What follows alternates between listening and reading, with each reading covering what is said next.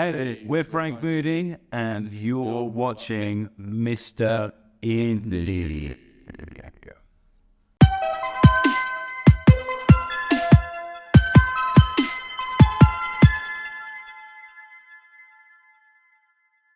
We arrived at about 9:30 yesterday evening.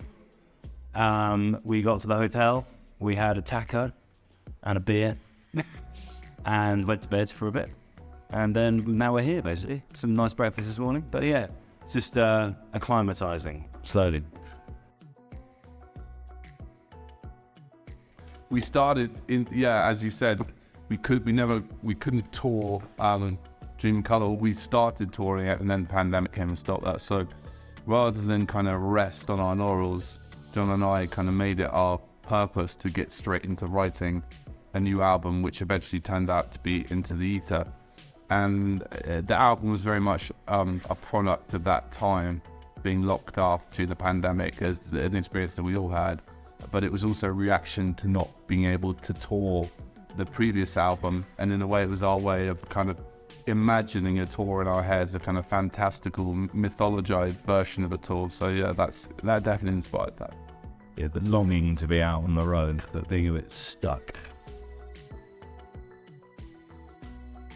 So, I mean, it depends really, but the way we like to write, I'd say, generally speaking, is we need a strong beat, need something to latch onto, and then we like hooks, little melodic hooks and riffs.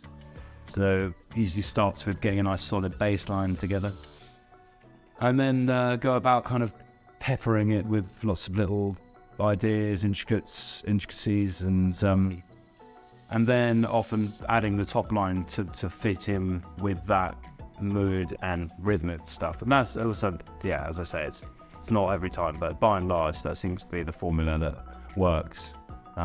Just because it's quite nice when you're in the studio just to have that strong beat there, just to kind of riff off and just like throw loads of ideas down. That's why you probably notice our music's quite dense. Lots of stuff going on. You just like find loads of little bits that kind of fit together, overlap each other. I mean, there's quite a few. I remember midway writing one, and I was staying at, there's basically a little field behind. I was staying at my girlfriend's dad's place in a small town, in like rural town in Hertfordshire. And as I was midway through working on one of the tracks we're doing, I looked out the window and saw the field of sheep, all the sheep running that this way. And I got a tiny little dog, and it was hanging off the back of the sheep. Flapped its jaws, and I had to run into the field midway through the song and try and get the back of that sheep's. Anyway, that's it. Yeah, so funny.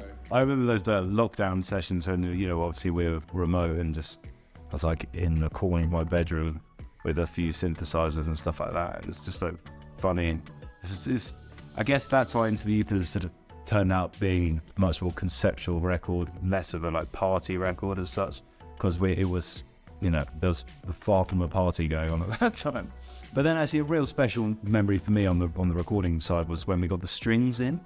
We decided to upscale the string section, violins and cellos and stuff, to make it more cinematic. And we just had a really cool day recording a large orchestra. And it was like, kind of like, I don't know, just was the icing on the cake, really. It's really good. It was a good day.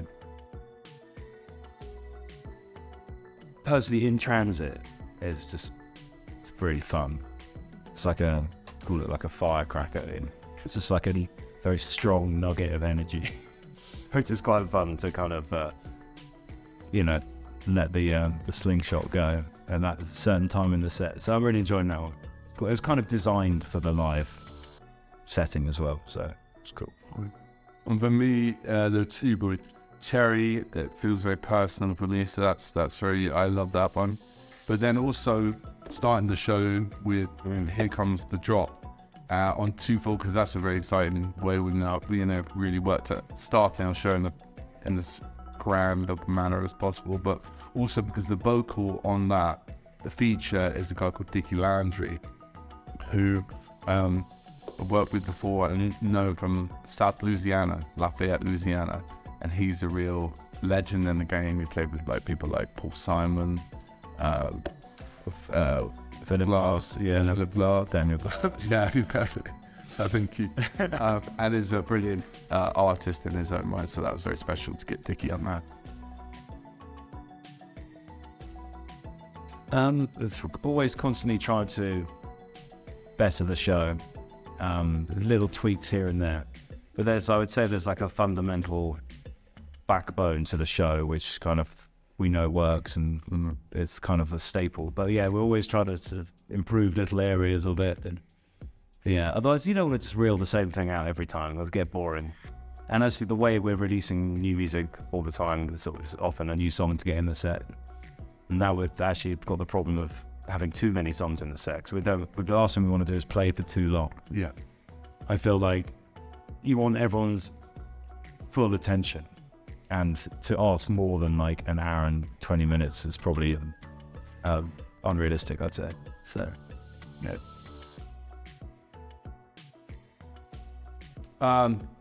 It's got to be front and center, I think. Yeah, in front and centre. By the bar. Yeah, so just outside the bar. By the fire exit. Front and center is normally where the sort of pit and it gets a bit more sweaty and a bit more rowdy in there. But you know, if you're suffering from a knee condition or you like the overview, or you're 7 or 8 foot tall, then standing at the back's fine.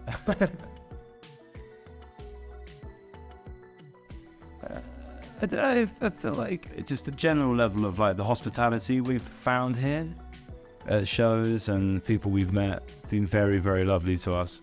It's not to say that all people in England are horrible, but there's definitely a kind of, I don't know, I feel like people have been very grateful that we've come over here, I suppose. So maybe there's a lot to do with that. And maybe it's the same if Mexicans go to England, maybe English people treat them better than they treat us, but yeah, I'd say that's kind of like a fundamental thing.